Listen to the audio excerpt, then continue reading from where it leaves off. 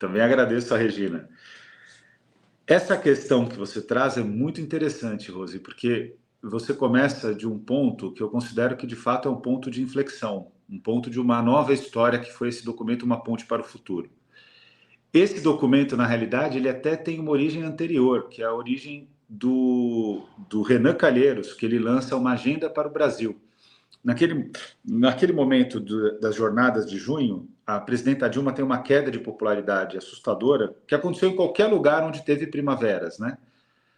Que se chamam as primaveras árabes, mas nós tivemos uma primavera latino-americana aqui também.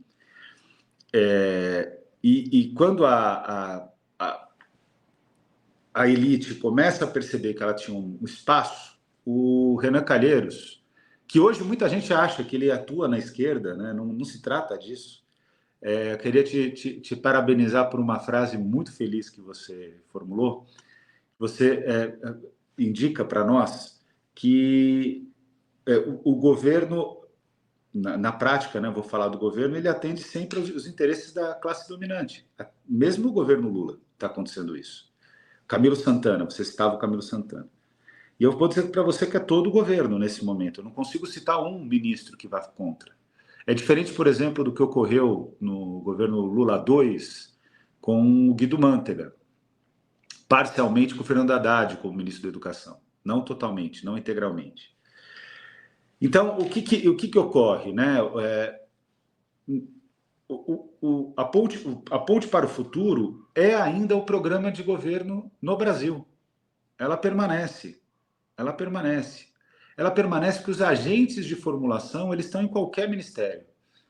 Eles podem não estar no Ministério da Área Fazendária, eles não podem não estar na posição agora mais destacada, mas não precisa, porque o Haddad tem feito esse trabalho.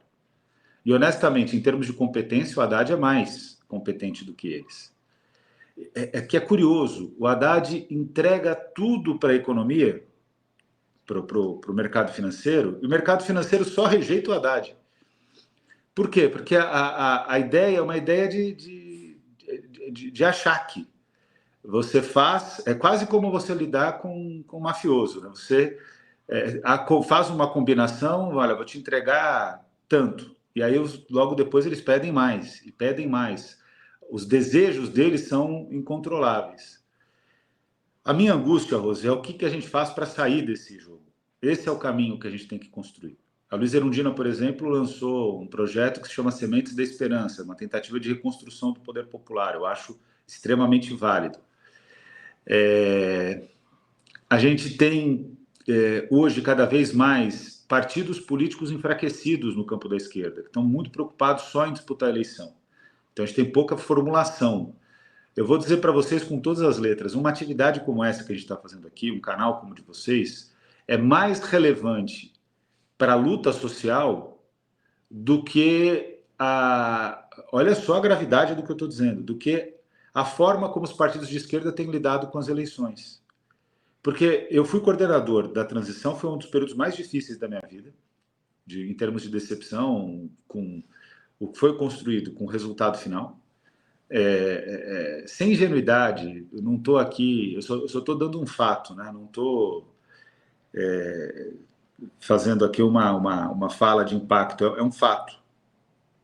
Foi muito difícil, e foi muito difícil ser coordenador de educação da campanha do Guilherme Boulos, porque a tendência nossa, eu fui coordenador em 2018, presidente, 2020 prefeito, 2024 prefeito. Seria coordenador se fosse em 2022 candidato ao governo de São Paulo também, seria coordenador de programa. Mas a pressão que foi feita sobre a nossa candidatura para que a gente cedesse às teses neoliberais na educação foi enorme. De repente, as fundações empresariais queriam se reunir com Boulos o tempo todo. E aí, naquela ideia, nós precisamos expandir, eles nunca vão votar na gente. A gente disputa as coisas erradas, a gente disputa a elite, mas a extrema-direita está disputando o povo. É isso que as pessoas não percebem.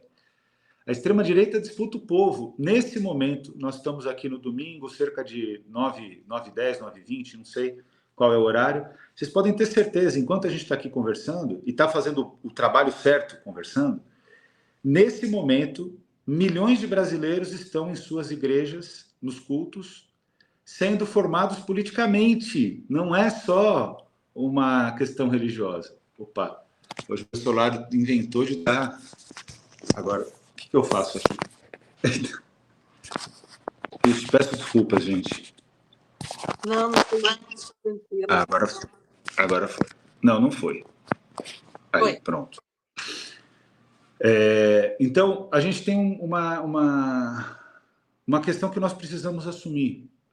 O trabalho de base, eu lembro de um documento chamado SEER World Factbook, que existe até hoje. Se você colocar no Google, você vai ver. No passado, ele era muito mais aberto, que era o registro da inteligência da Agência de Inteligência dos Estados Unidos sobre cada país.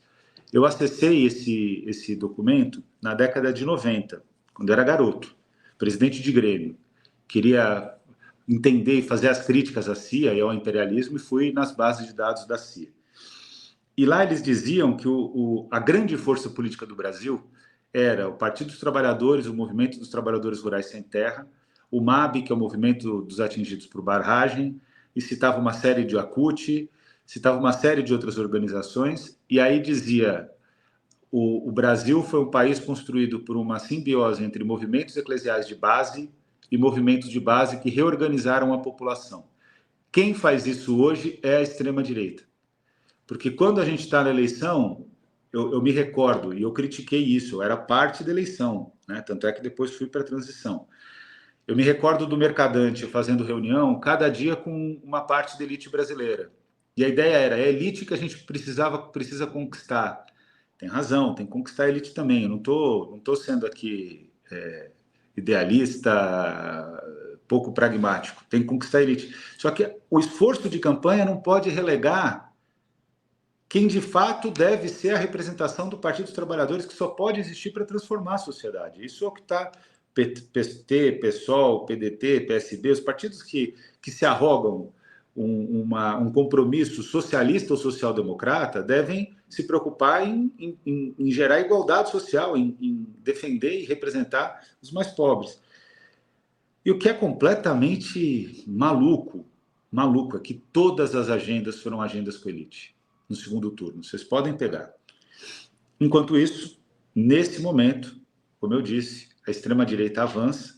Provavelmente, mesmo com todos os problemas que o Nicolas Ferreira tem, que vocês vão abordar com razão, e precisa abordar, nesse momento ele deve estar em alguma atividade com muito resultado político, e na prática eu me pergunto onde estão os parlamentares, as lideranças de esquerda, fazendo o trabalho de base que não estão. Então, cada um alimentando, eu vou dizer onde eles estão, cada um alimentando o seu próprio nicho, sem pensar num processo de expansão. Então, se a política institucional não faz, é a política da sociedade que tem que fazer, né? E o trabalho de vocês está dentro dessa vertente, dos canais progressistas em geral.